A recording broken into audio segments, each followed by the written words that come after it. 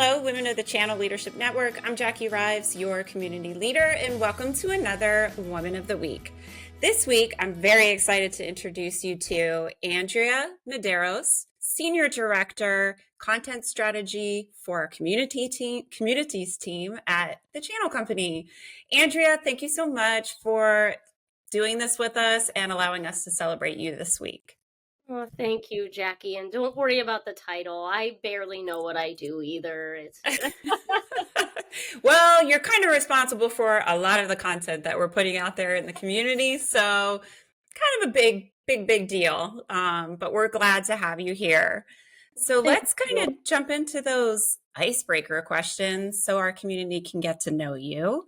Where did you grow up and where do you live now if that's different? I grew up in the small state of Rhode Island. I'm also 4'10". Okay, 4'9.5". You got me.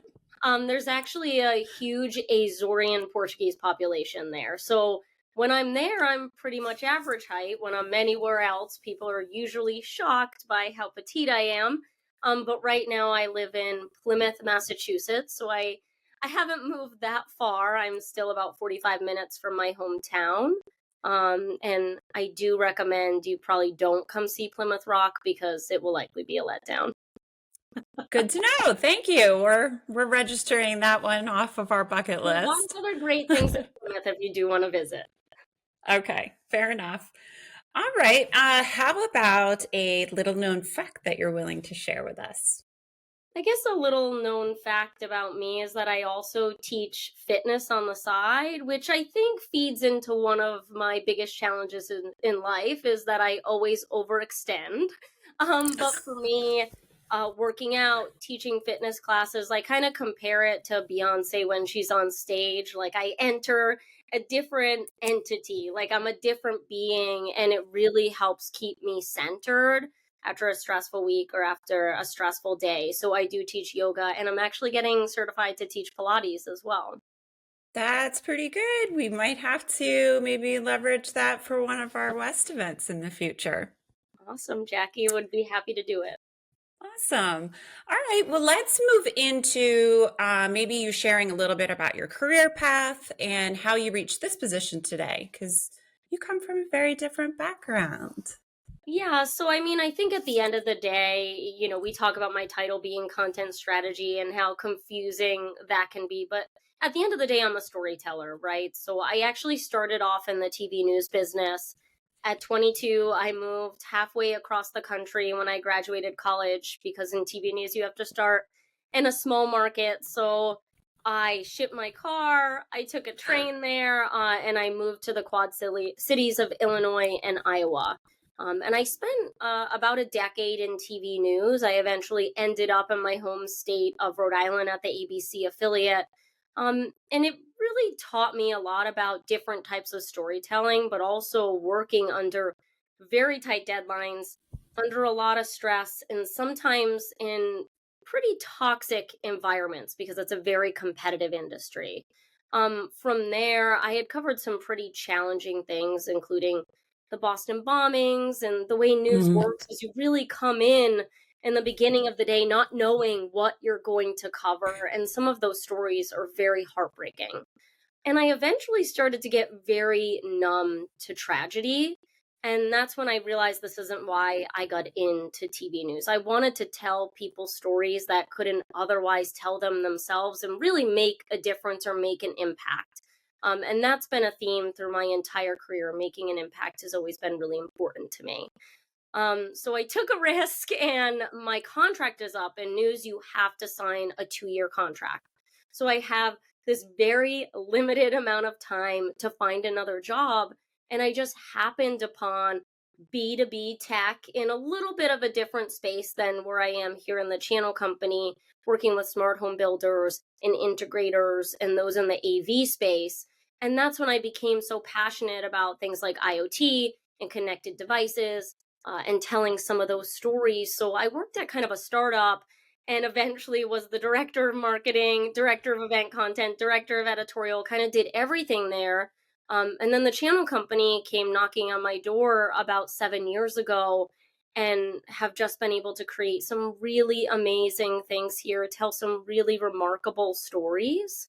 But yes, quite the journey along the way. And I have had several roles here at the channel company as well, including video, content strategy, dipping into events, working with editorial.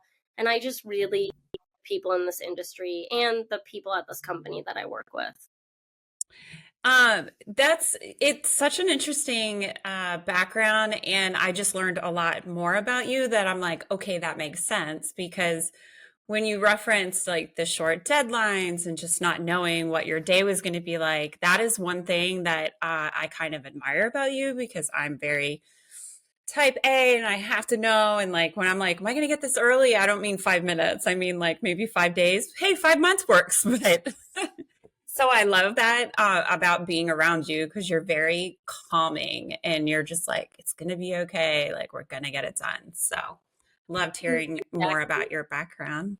I wasn't as calm in the production booth during a live show when didn't make their live shot times, but it made it in perspective for me now, right? And we're not doing surgery, we're not rocket scientists. Mm-hmm. So maintaining that calm is always beneficial to everyone around you, especially as a leader.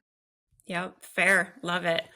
All right, well, let's pivot to what is something you've learned that you wish you knew earlier in your career?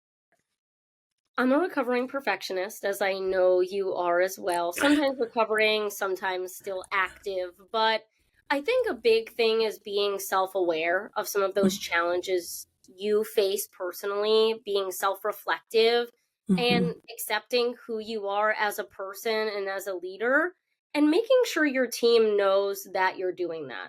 Another thing I've always tried to do is know where my challenges are and hire to fill the gaps of those challenges and not Very hold smart. on to those things, right? Being Yeah. honest with yourself about where your strengths are.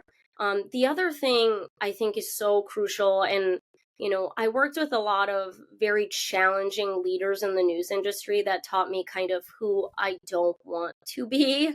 Um, I think it's really important to treat people as people and not objects in your way of reaching a goal. And I think that when you treat others as human beings, and what I mean by that is always understanding their perspective, giving them the benefit of the doubt, and understanding that, oh, this has affected me this way. It's okay to go to that person and say, I know you didn't mean this way and you're not being malicious, but this is how it made me feel. And allowing them to respond so that you can properly understand each other and work together moving forward. The other thing Great I've learned that I answer. try to oh, thanks, Jackie. There's one other thing I try to teach my teams is, and even my son, because in some ways parenting is very similar to managing a team of people. Both are really the challenge of solving an unsolvable puzzle. But it's that you can only control how you react to a situation. You can't control how others treat you. You can only control how others react. And trying to feel good about that, even if what the other person is doing is hurtful, if you can then take that, try to understand where they're coming from and react in a way that you're proud of, then I think you can walk away from that moment feeling proud. Such great advice. And great reminders too. Like even as I listen to you, I'm like, these are really good reminders. I I mean, know I these things, also but they are remind great myself, reminders. Jackie, like Hmm. I am by far not perfect, and I've learned a lot of those things from a mentor of mine who actually works at the company. She's a former manager of mine, Adelaide Riley. She had us read a book called Leadership and Self-Deception, which I do recommend. The storyline is very interesting, but a lot of those themes I just talked about are in that book.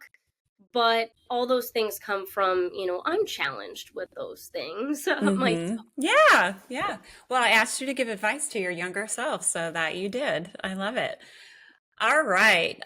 Let's move on to what is the most important risk you took and why? I feel like if you ask anyone about me, I am a risk taker. Not so much a rule follower, more of a risk taker. I Um, have learned that with you. But I've always been of the understanding, and what's been told to me here at the channel company, as long as you know the rules, Mhm. you can maybe not break them, but nudge them a little bit. So that's a little bit of insight into my personality. Um, I forget the question, Jackie.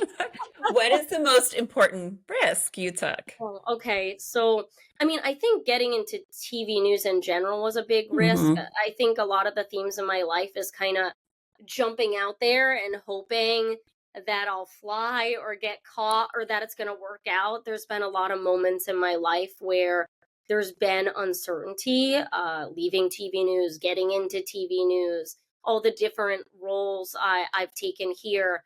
But I think a big part of it, and we've seen this in our research, Jackie, is women in general are a little bit more afraid to take risks. But unfortunately, if we don't take some of those risks, we can't reap the rewards of those risks. And I've definitely found it to be beneficial in my career path to take some of those risks and speak up for what you want and not be afraid to do those things. And even more great advice. I love that. Um, we have just a little bit of time left, Andrea. So I want to ask you one more question, and I can't think of a better way to kind of wrap this up. And that is, what made you want to be in a leader position? I think I really thrive when I'm connecting with people. And like I said earlier, feeling like I'm making an impact. Um, I recently had an individual contributor role, and I found that I didn't derive as much meaning out of what I was doing because honestly, this whole interview has been challenging because I have a hard time talking about myself. And when I feel like I'm driving towards something and I'm pulling others up with me, that's when I feel the most rewarded. I also came from TV news, as I talked about, which is a really challenging industry. And I think managing human beings is one of the most challenging things that you can do. Like I said, that unsolvable puzzle. But I absolutely love that about managing humans and seeing how they learn and how they grow and how I learn and grow from them as well. I just find leading people to be the most rewarding experience of my career. Well, you can definitely see that in your interactions and, just having the opportunity to work with you as you moved over to our team has been incredible. So thank you for that. Thank you. Um, Thank you for doing this interview with us. I love getting to give our community members a peek into the amazing women of this community. And you are one of those. So thank you again for making the time. Thank you, Jackie. And it has honestly been so rewarding working with you as well. You are one of the kindest, most authentic people I have ever worked with. And I really appreciate you giving me this time today. Thank you. And I did not pay her to say that. Thank you so much. Now you're putting me on the spot. All right, there, community members, this is your Woman of the Week. Please feel free to comment, engage. Let's share our pieces of advice for our younger selves and continue that conversation. So until then, happy Wednesday.